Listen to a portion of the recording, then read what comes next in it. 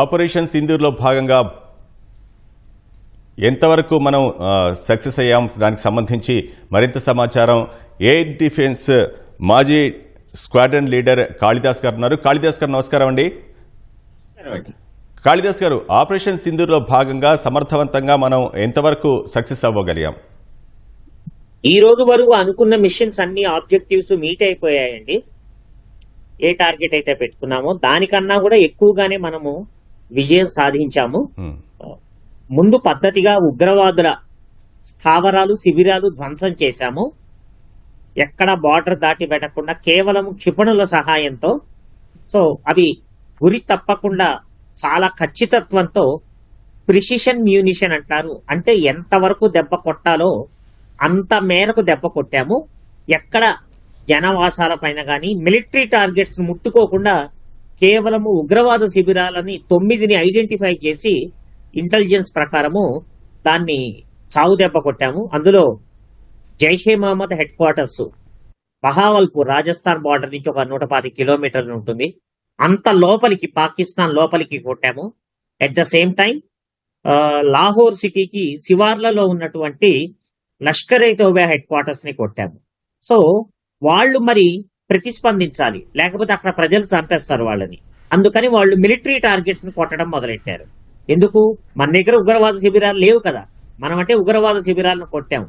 So ఇట్లా వాళ్ళు ఒక 2-3 రోజుల పాటు డ్రోన్స్ సహాయంతో, కొన్ని క్షిపణుల సహాయంతో భారత భూభాగానికి, ముఖ్యంగా జమ్మూ కాశ్మీర్ దగ్గర line of control, Punjab, Rajasthan ఈ ప్రాంతాలు అటాక్ చేశారు. కానీ మన ఎయిర్ డిఫెన్స్ వ్యవస్థ రష్యా నుంచి ఇంపోర్ట్ చేసుకున్నది, మన డిఆర్డిఓ ఇచ్చింది. రెండింటినీ ఏకీకృతం చేసి వాళ్ళు చేసిన ప్రతి అటాక్ ని, డ్రోన్స్ కానివ్వండి, మిజైల్స్ నాశనం చేసేసాము.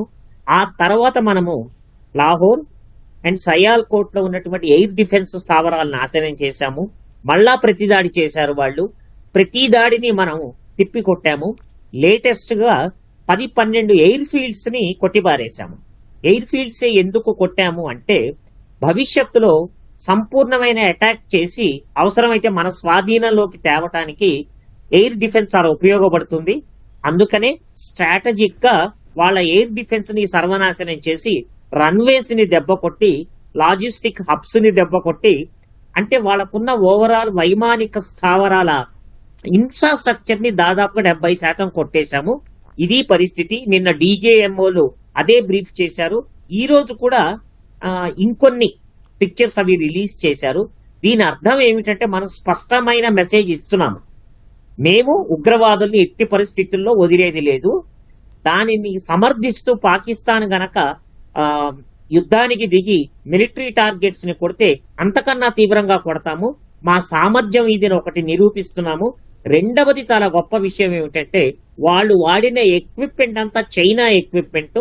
వాటిని నాశనం చేసి ఒక ఛాలెంజ్ చైనాకు కూడా ఇచ్చాము. చూసుకోండి మీరు ఇచ్చిన ఎక్విప్మెంట్ మా ముందు ఎలా తేలిపోయాయో అని. ఈ రోజు పరిస్థితి అది. తర్వాత ఇప్పుడే టాక్స్ అవుతున్నాయి. అందులో మనం ఏం కండిషన్స్ పెడతాము దానిని పట్టే మనము కాల్పుల విరమణ ఉంటుంది. ఇది కేవలం 2 రోజులు టెంపరీగా ఇచ్చిందే. ఇప్పుడే మెసేజెస్ కూడా వస్తున్నాయి.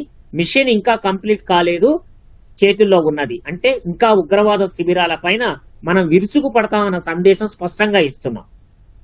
అయితే తుర్కీయే తయారీ డ్రోన్లను, అలాగే చైనా తయారీ మిసైళ్లను ఏ విధంగా సమర్థంగా తిప్పికొట్టగలిగాం?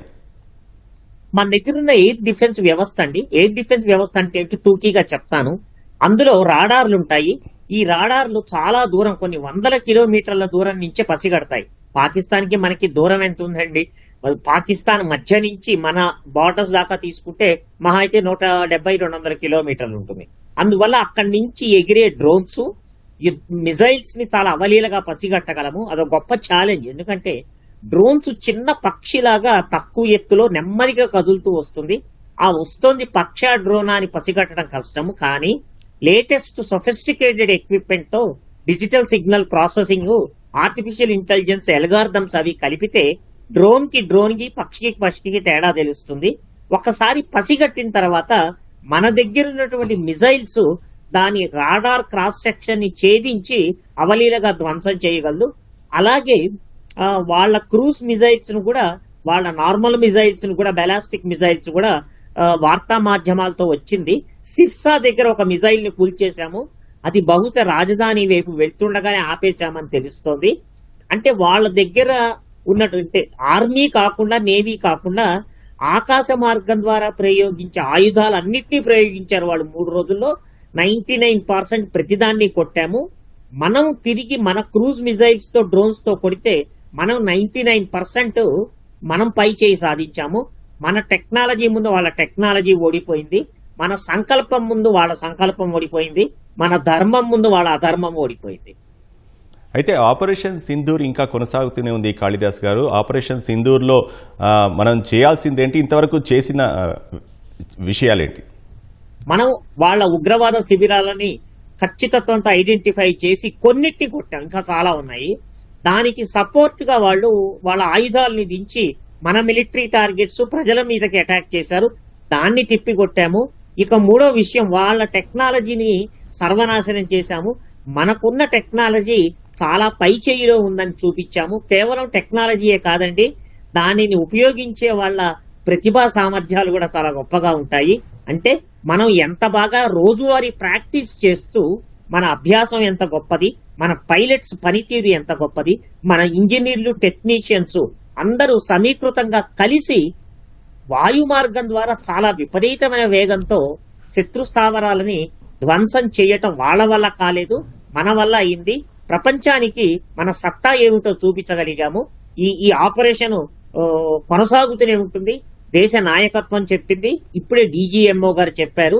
మన ప్రధానమైన టార్గెట్ పాకిస్తాన్ దేశము కాదు, ప్రజలు కాదు, అక్కడ దాకా మాట్లాడితే మిలిటరీ అని కూడా కాదు, ఉగ్రవాదమే మన ప్రధాన టార్గెట్. చిట్ట చివరి ఉగ్రవాదిని వదిలేదాకా వదిలే సమస్య లేదు. బహుశా టాక్స్ లో కూడా అది చాలా స్పష్టంగా ఉంటుంది. మీ ఉగ్రవాదాన్ని అందరినీ మాకు హ్యాండ్ ఓవర్ చేయండి, మీరు ఒప్పుకోండి మేము ఉగ్రవాదం ద్వారా భారతదేశాన్ని ఇబ్బంది పెట్టామని. అతి ముఖ్యంగా వాళ్ళ ఉగ్రవాద నాయకత్వాలు ఏవైతే అజర్ మసూద్ కానివ్వండి, లష్కర్ ఏ తోయే అధిపతి హఫీజ్ సయ్యద్ కానివ్వండి, వాళ్ళందరినీ మాకు ఒప్పగించి తీరాలి, అక్కడున్న ఉగ్రవాద శిబిరాలన్నింటినీ నేలమట్టం చేయాలి అని స్పష్టమైన మెసేజ్ మనం ఇస్తాము టాక్స్ లో. దాన్ని బట్టి పర్యవసానం చూద్దాం. ఒకవేళ వాళ్ళు ఒప్పుకోకపోతే ఉగ్రవాద శిబిరాల పైన ఫర్దర్ గా ఎలా దాడి చేసి వాటిని ఎలా నాశనం చేయాలన్నది ప్రణాళిక, ప్లాన్స్ రెడీగా ఉంటాయి. వెంటనే విరుచుకుపడతాం. అయితే ఉగ్రవాదులకు మద్దతు ఇచ్చినందుకు గాను పాక్ జరిగిన నష్టాన్ని ఇప్పుడు ఏ మేరకు అంచనా వేయవచ్చు? ఈ రోజు వరకు ఒక 50% యుద్ధం జరిగిందంటే పాకిస్తాన్ కి దాదాపుగా 42-43% వాళ్ళు చాలా దెబ్బతిన్నారు. సో 90% ఈ 5-6 రోజుల ఆపరేషన్స్ లో దెబ్బతిన్నారు. ఫర్దర్ గా గనక కొనసాగితే ఇంకా కుదేలైపోతారు. వాళ్ళ ఆర్థిక వనరులు కుదేలైపోతాయి. అందుకే కాళ్ళబేరానికి వస్తున్నారు. కానీ ఆ నీచమైన జాతిని ఎప్పటికీ నమ్మటం లేదండి. అందితే జుట్టు లేకపోతే కాళ్ళు. ఇలా కబుర్ల ద్వారా ఏవో ఒకటి కళ్ళబొల్లి మాటలు చెప్పి మనల్ని ఆపటానికి ట్రై చేస్తుంటారు. అందువల్ల వాళ్ళని నమ్మే ప్రసక్తే లేదు. అట్ ద సేమ్ టైం నా విశ్లేషణ ప్రకారం వాళ్ళు ఉగ్రవాదం మానుకోరు. ఇదే మంచి సరైన తరుణం అనండి. ఎందుకంటే ప్రపంచవ్యాప్తంగా మనకు మద్దతు ఉంది. మన టెక్నాలజీ, మన ఆయుధ వ్యవస్థ చాలా గొప్పగా ఉన్నదని ప్రూవ్ అయింది. కనుక చిట్ట చివరి ఉగ్రవాది ఉండేదాకా కూడా మనం వదిలే సమస్య లేదు. ఐ థింక్ దేశ నాయకత్వం నుంచి మన మిలిటరీకి వచ్చిన సందేశం అదే. మళ్ళా రిపీటెడ్ గా మనకి సందేశాలు వస్తున్నాయి. మేము పూర్తి స్వేచ్ఛనిచ్చాము, మీరు ఎలా ప్రతిస్పందించాలి. భారతదేశం యొక్క టార్గెట్ ఉగ్రవాదులే, ఉగ్రవాద మూలాలు. చాలా స్పష్టమైన మెసేజ్ ఇచ్చాము. ఉగ్రవాదం అంటేనే యుద్ధం కింద మేము పరిగణిస్తాము. ఆ యుద్ధం ఎంత తీవ్రతరంగా ఉంటుందో ఒక ట్రైలర్ మాత్రమే చూపించామండి. ఇంకా పూర్తి స్థాయిలో ఆర్మీ అండ్ నేవీ రంగంలోకి దిగలేదు. కేవలం ఎయిర్ ఫోర్స్ తనకున్న మిజైల్స్ ద్వారా మాత్రమే వాళ్ళకి ఈ దెబ్బ రుచి చూపించింది. ఇంకా సంయుక్తంగా ఆర్మీ అండ్ నేవీ కూడా రంగంలోకి దిగితే వాడు అన్ని రకాలుగా కుదేలైపోతారు. ఏవీ మిగలదు వాళ్ళ దగ్గర. అయితే గగనతల రక్షణ వ్యవస్థకు సంబంధించి స్వదేశీ తయారీ ఎలా ఉందంటారు? చాలా బాగుందండి. రష్యా నుంచి ఇంపోర్ట్ చేసుకున్న వ్యవస్థే కాకుండా మన ఆకాశ వ్యవస్థ అద్భుతంగా పనిచేసింది. దీనికి సర్వత్రా అందరూ సాహో జై జై అంటున్నారు. చాలా ఖచ్చితత్వంతో ఛేదించింది. చాలా గొప్ప విషయం అండి. యుద్ధ భూమిలో at the same time BrahMos aerospace engineering ద్వారా బ్రహ్మాస్ కూడా బ్రహ్మోస్తరంలాగా పనిచేసి అసలు వాళ్ళ వాళ్ళు కళ్ళు మూసి తెరిచే లోపల విపరీతమైన వేగంతో విపరీతమైన ఖచ్చితత్వంతో చేసింది. ఇది కేవలం ఇండియా పాకిస్తానే కాదండి, ప్రపంచం మొత్తం చూస్తోంది. భారతదేశం సాధించినటువంటి ఈ ప్రగతిని చూస్తోంది. అలాగే మన జాతిని మనం రక్షించుకునేటట్టు ఉగ్రవాదం పైన మనం ఎలా విరుచుకుపడతామా అన్నది ప్రపంచవ్యాప్తంగా చూపించారండి. ఇది చాలా గొప్ప విజయము, శాస్త్రవేత్తలకి విజయము, దానిని అద్భుతంగా ఉపయోగించినటువంటి మిలిటరీకి చాలా గొప్ప విజయము, అన్నిటికన్నా ముఖ్యంగా 130 కోట్ల మంది భారతీయులందరికీ చాలా గొప్ప విజయము. ఇటువంటి ఉగ్రవాదం గనక తలెత్తితే ఈ రకంగానే చేస్తామని చెప్పి మనం అన్ని రకాలుగా, అన్ని రంగాలుగా, అన్ని యాంగిల్స్ లో స్పష్టంగా చూపించాము. సో కనుక కల్లో కూడా మనతో పెట్టుకోవడం కష్టమని మన శత్రువులు గ్రహించాలి. కాళిదాస్ గారు, బ్రహ్మోస్ పాత్ర ఈ ఆపరేషన్ సింధూర్లో బ్రహ్మోస్ పాత్ర ఎలా ఉంది? ఇంతకుముందు బ్రహ్మోస్ మనము ప్రయోగించామా? లేదండి, అవసరం రాలేదు. ఇప్పుడు మనం కార్గిల్ తర్వాత చాలా తీవ్రమైనటువంటి అటాక్ మనం కేవలం బాలాకోట్లో చేశాము.